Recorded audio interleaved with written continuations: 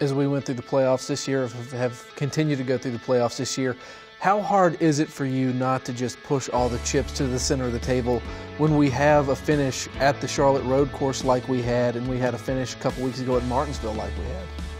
Well, I think we have to be cautious, right? So the Roval I thought was fantastic. I and many others had great anticipation for the Roval. It didn't disappoint. I'm excited it's back on the schedule. The Martinsville finish, unless you're Martin Truex and his fan base, it was a fantastic race with an incredible finish that kind of personifies our type of racing. Joey had an opportunity to punch his ticket to Miami, and he knew that was the only chance he was going to get for a win, and he moved him. Didn't wreck him, which I think was important, but moved him. And I think Martin was super patient, and he could because I believe he had the better car.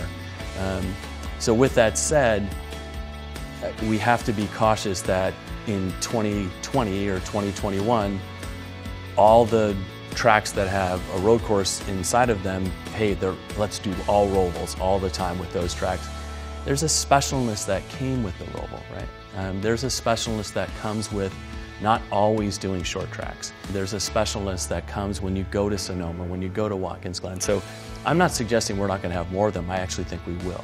And so we just have to be cautious that in some cases more actually is not more. And sometimes the specialness of it is something that we have to embrace.